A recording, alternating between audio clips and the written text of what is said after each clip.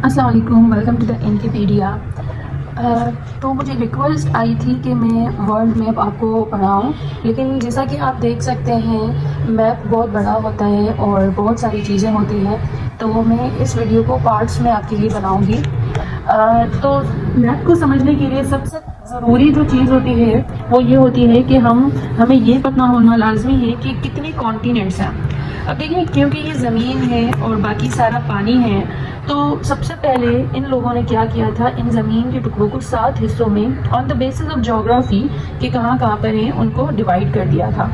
अब जैसे देखें, ये 2 टुकड़े हैं, बड़े बड़े टुकड़े हैं। यहाँ पूरा बड़ा टुकड़ा है और ये एक पूरा एक जो है, और यहाँ पर आकर छोटा सा एरिया है ज़मीन का, और फिर उसके बाद फिर ये बड़ा आ रहा है। तो ये एक तरह से थोड़ा सा डिस्कनेक्टेड है और ये पूरा पानी है, बाकी थोड़ी सी ज़मीन के टुकड़े हैं। तो इन दोनों को 2 हिस्सों में डिवाइड किया गया था, एक ऊपर वाला हिस्सा और एक नीचे वाला हिस्सा।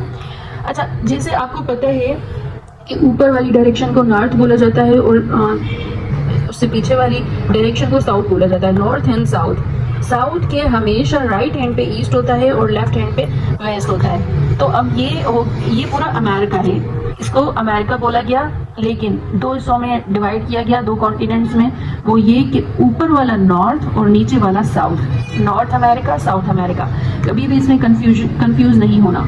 ऊपर वाले को नॉर्थ अमेरिका बोलते हैं कॉन्टिनेंट को, और नीचे वाले को साउथ अमेरिका। वो इसलिए क्योंकि ऊपर वाली डायरेक्शन को नॉर्थ बोला जाता है और नीचे वाली डायरेक्शन को साउथ बोला जाता है।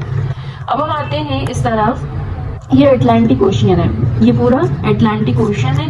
और अब हम इस तरफ आते हैं, ये जो बड़ा ज़मीन का टुकड़ा है इसको 3 हिस्सों में डिवाइड किया गया है। इनको 3 हिस्सों में डिवाइड किया गया है। सबसे पहले तो ये अफ्रीका, सबसे पहले तो ये अफ्रीका। ये देखिए यहाँ लिखा हुआ है साउथ अफ्रीका। साउथ इसलिए क्योंकि ये पीछे वाला है, और अगर ऊपर जाएंगे तो दैट्स नॉर्थ अफ्रीका। खैर, ये एक पूरा कॉन्टिनेंट है अफ्रीका, पूरा कॉन्टिनेंट है अफ्रीका। और अफ्रीका के ऊपर वाला जो हिस्सा आता है ये होता है यूरोप, अफ्रीका यूरोप। और बाकी ये सारा जो है रशिया जो होता है, रशिया हाफ यूरोप में आता है और बाकी एशिया में आता है। तो रशिया, चाइना, मंगोलिया, ये सारी जो भी हैं, दिस इज एशिया। ये पूरा जो ईस्ट है, ईस्ट वाला तरफ, वो पूरा एशिया है। This is Africa, Africa. और इजिप्ट के ऊपर वाला जो भी होता है, जैसे ये टर्की वगैरह, इजिप्ट के ऊपर वाला ये जो सारा भी है ना, स्पेन और ये सारे ये होते हैं यूरोप। अब ये कितने कॉन्टिनेंट हुए? North America, south America, Africa, Europe, Asia. Asia के बाद आता है ऑस्ट्रेलिया, ये भी एक कॉन्टिनेंट है ऑस्ट्रेलिया। और उसके अलावा इसको ओशिनिया भी कहा जाता है। ये सारे जैसे कि न्यूजीलैंड वगैरह ये ऑस्ट्रेलिया में ही आ जाते हैं। और एक होता है एंटार्क्टिका, वो बिल्कुल नीचे होता है, बर्फ का बना हुआ होता है, और इस कॉन्टिनेंट को बोला जाता है एंटार्क्टिका। वहाँ लोग नहीं रहते, वहाँ सिर्फ बर्फ के तह होते हैं। तो ये हो गए हमारे जो है कॉन्टिनेंट्स। इन ज़मीन के टुकड़ों, पहले ज़मीनों के टुकड़े करेंगे, 7 टुकड़े हो गए, यानी 7 कॉन्टिनेंट हो गए। अब आते हैं कि ओशियंस। ओशियंस क्या होता है?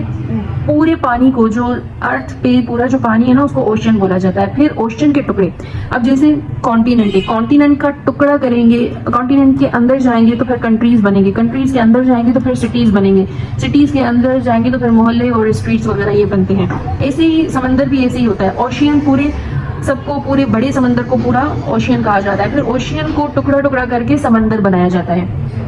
तो ये पूरा जो है ओशियन है। अब ओशियंस कितने हैं? टोटल 5 ओशियन है। एक तो ये होता है एटलांटिक ओशियन, एक होता है एटलांटिक ओशियन, और दूसरा होता है पैसिफिक ओशियन। अब देखिए, यहाँ भी पैसिफिक लिखा हुआ है, यहाँ भी पैसिफिक लिखा हुआ है, क्योंकि अर्थ गोल है। आपको पता है कि अर्थ क्या है? गोल है। इस साइड अगर आप मेरे हाथ की अगर आप देखें तो मेरे हाथ की राइट साइड अगर आप देखें तो पैसिफिक यहाँ से शुरू होता है, ये गोल घूम कर आएगा मेरी लेफ्ट की तरफ।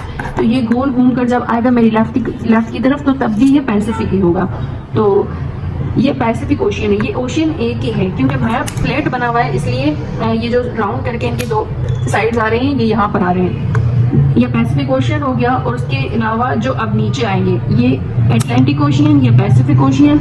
नीचे आएंगे तो ये इंडियन ओशियन है। ये कौन सा ओशियन है? Indian ocean. इंडिया के नीचे है ये पूरा इंडियन ओशियन है। और अफ्रीका और इसके दरमियान जो है वो उसको बोलते हैं अटलांटिक ओशियन।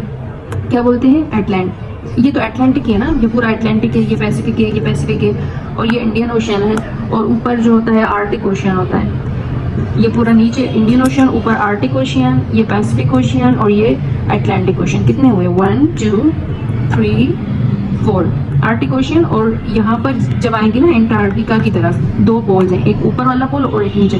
जो नीचे वाले पोल की तरफ होता है इसको साउदर्न ओशियन भी बोलते हैं और एंटार्क्टिक ओशियन भी बोलते हैं, और ऊपर वाले को आर्टिक ओशियन बोला जाता है। यानी अटलांटिक ओशियन के ऊपर आर्टिक ओशियन और इसके नीचे एंटार्क्टिका की तरफ जो ओशियन होगा उसको साउदर्न ओशियन या तो एंटार्क्टिक ओशियन बोला जाता है, और ये पैसिफिक ओशियन है और ये इंडियन ओशियन है। फिर इनको डिवाइड करके समंदर बनते हैं, जैसे मेडिटेरेनियन सी, कैस्पियन सी वगैरह वगैरह। अरबियन सी, इंडियन ओशियन में ही अरबियन सी होता है।